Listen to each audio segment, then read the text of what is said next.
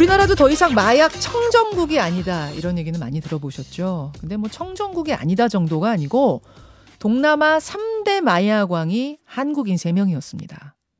그중에 2명은 이미 잡혀 있었고 이들 가운데서도 진짜 왕 중의 왕, 최고 윗선이 잡히지 않고 있었어요. 그 사람 이름이 사라 김인데 3일 전 베트남에서 체포됐습니다. 어제 국내로 송환이 됐는데요. 사라 김을 잡기 위해서 우리 경찰이 쏟아부은 시간은 무려 3년입니다.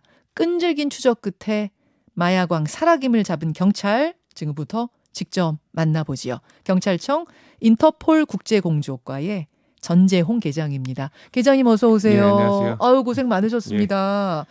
아니 베트남에서 그러니까 사라 김을 잡아서 같이 어제 귀국을 하신 거예요? 같이 했습니다. 아 지금 공항에서의 현장 장면도 막 나오고 있는데 일단 마약왕 사라 김 어떤 인물입니까? 예, 저희가 이제 최근에 국내로 마약을 많이 밀반입한 사람을 한 3명 정도 특정을 했습니다. 네. 그게 그 텔레그램 했던 전세계라는 사람하고 최근에 이제 올해 4월에 이제 국내로 송환된 탈북자 출신 최모 씨 그리고 이제 요 사라김이었는데 그 진술 공범하고 이제 진술을 종합해 보면 네. 이 전세계하고 최모 씨도 이 사라김한테 마약을 받았다라고 하는 진술이 있었습니다. 그러니까 여러분 삼각형 한번 그려보세요. 피라미드 그려보시면 그 정점에 사라 김이 있고 양쪽으로 탈북자 출신 마약왕 최모 씨와 텔레그램 마약왕 전세계 아이디가 전세계였대요. 텔레그램 마약왕 전세계라고 불린 박모 씨죠. 이 양쪽에 이렇게 있는 삼각형 형태. 그렇죠? 예. 그래서 그 2명은 이제 그 전세계는 필리핀에 체포돼서 형을 살고 있고요. 네. 그리고 이제 최모 씨는 국내로 송환됐고 그래서 마지막으로 남은 그 정점에 있는 저희가 이제 김모 씨, 사라김 검거에 좀 주력을 했습니다. 자, 박 씨와 최 씨는 잡혔는데 사라김은 그동안 왜 그렇게 안 잡힌 겁니까? 그 사라김 같은 경우에는 그 인도네시아, 베트남 내에서 이제 인도네시아 사람들이 많이 거주하는 지역에 있었습니다. 그래서 이제 약간 자신이 이제 한국 사람이 아닌 것처럼 유장하려고 했던 것 같고 머리도 검거 당시에도 보면 머리가 이제 아주 노란색으로 물들였고 외모가 이제 굉장히 이제 또 타서 굉장히 검은색이었습니다. 그래서 아마 그 한국인 근처에 안 가고 외국인 있는 곳에 있어서 자기가 한국인이 아닌 것처럼 해서 좀 검거를 회피하렸던 것 같습니다. 지금 여러분 제가 그 주상복합 그 사람이 살았던 고급 주상복합의 전경을 보여드릴게요. 여기입니다. 지금 유튜버 레인보우로 보여드리고 있는데 으리으리해요. 그것도 시내 한복판에 저런 중심가에 그 베트남에서도 외국인들이 많이 사는 곳에 그냥 끼어서 살고 있으니까 우리는 어디 시골에 농장에 숨어 있을 줄 알았는데 그게 전혀 아니었던 거예요. 그리고 또 검거 당시에 그 저 사람이 인도네시아인 거주 지역에 있다가 이사를 바로 갔어요. 그래가지고 그 이사 간 날 그날 잡았거든요. 저게 지금 이사 간 날이에요? 이사 간 날이. 그래서 저희 이제 언론 보도 보시면 약간 이렇게 정리가 안 된 게 있습니다. 보여드릴게요. 저희가 제공해주신 계장님이 제공해주신 체포 당시 영상 보여드리겠습니다. 이거 정리가 안 된 이삿짐은 아직 다 안 싼 거. 어쩐지 방에 막 이삿짐이 그대로 쌓여 있던데. 자, 이거는 장검이에요. 장검이 몇 자루나 있네요. 예, 한 자루였습니다. 옆에는 아니에요. 한 자루. 저 장검은 왜 침대 옆에 있는 거죠? 그냥 아무래도 저희가 도피 생활을 오래 하다 보니까 좀 불안했고 그리고 또 호신용 겸 위험용으로 가지고 있지 않았나 그런 생각이 듭니다. 근데 본인이 뭐 특별히 얘기한 건 없습니다. 조폭 영화에서나 보던 그런 일본도 같은 걸 침대 옆에 놓고 있고 그 검거 당시에는 어떻게 좀 반항 안 하고 순순히 잡혔습니까? 예, 검거 때는 순순히 잡혔습니다. 뭐 한두 명이 있는 게 아니기 때문에. 이 사람은 이 쭈그리고 작은 방에 있는 사람은 누구예요? 저분은 그 저희 박모 씨하고 같이 검거 당시에 있어서 잡혔는데 저희가 이제 확인을 해보니까 저분이 이제 보이스피싱으로 수배 중이었던 사람이었습니다. 그래서 제가 딱 보니까 저도 이제 여기가 계속 그 도피 사범 업무를 하다 보니까 그 얼굴 사진을 자주 보거든요. 사진을 보고 이름을 들으니까 알겠더라고요. 얼굴 딱 보니까 아시겠어요?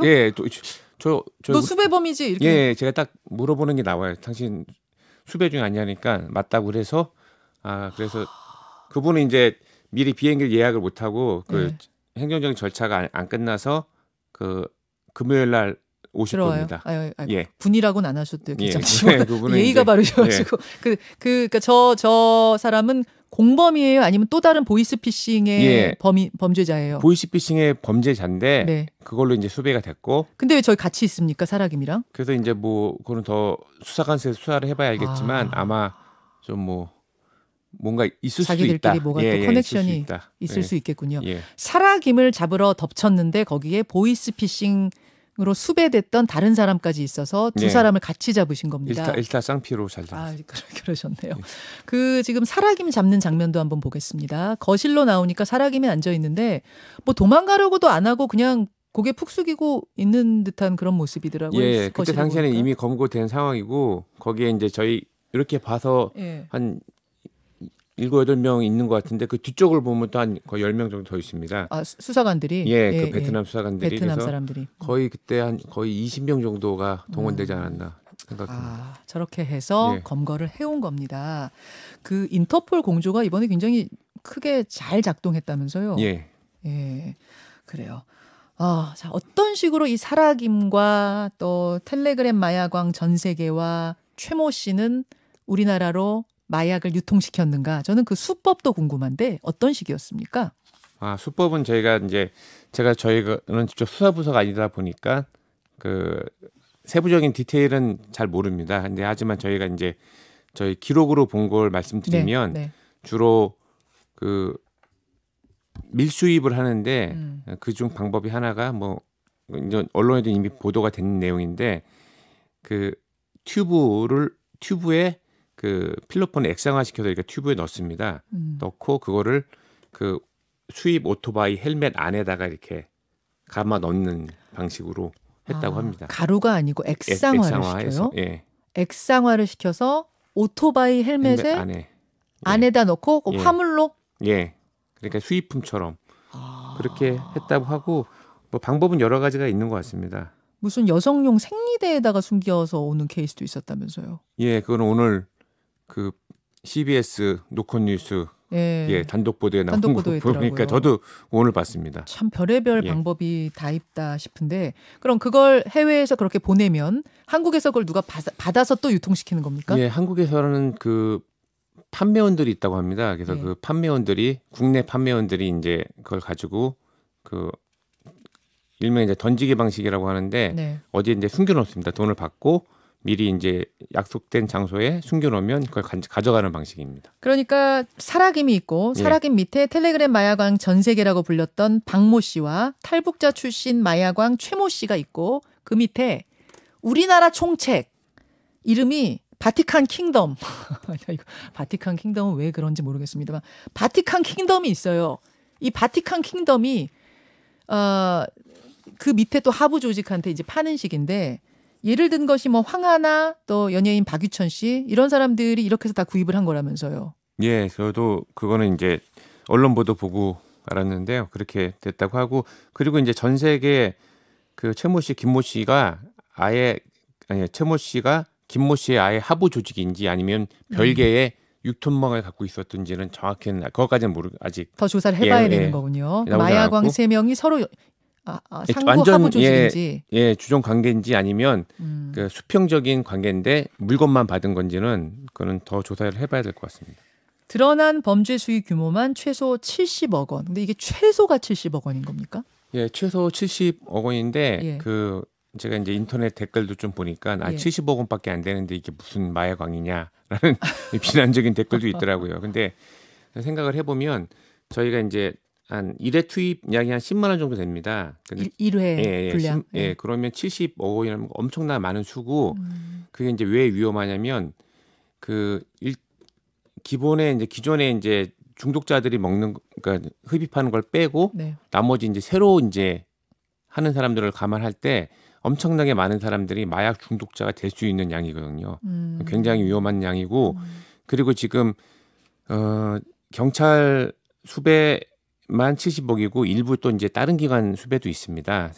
세관이나 다른 기관 수배도 일부 있고 그리고 또 지금 요게 이제 19년, 20년, 21년 3년치의 그 수배된 양이고 지금 이제 올해 또 이제 조사 중인 것까지 감안하고 그리고 여제 남아있는 죄들 합치면 규모는 엄청나게 큰 규모라고 생각합니다. 70억 원은 최소로 잡았을 때 70억 원이고 이제 물증이 더 나오고 하면 이건 더 많아질 거란 말씀이에요. 예, 맞습니다. 그리고 1회 복용 분량이 10만 원이면 이 70억 원이면 7만 회 정도가 됩니다. 7만 회. 알겠습니다. 3년 동안의 추적 그 과정 중에서 검거 담당이시니까 우리 계장님은 가장 좀 기억에 남는 일이 있다면요?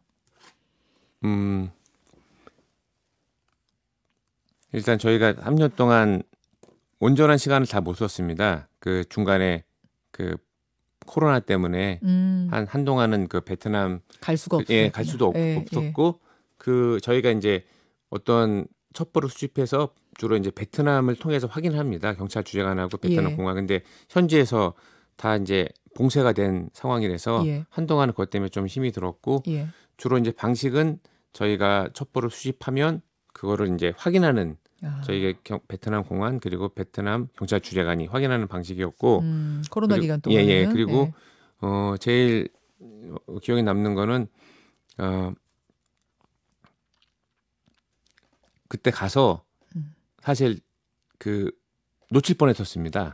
확실한 첩보를 가지고 갔는데 놓칠 뻔하셨어요? 놓칠 뻔한 게 그때 이사를 갔습니다. 아까 지금 이사가 그래가지고 제가 이제 토요일 날 그 비행기를 타고 갔는데 이제 일요일 날 건 건데 이게 이제 그때 확인이 안 되는 겁니다.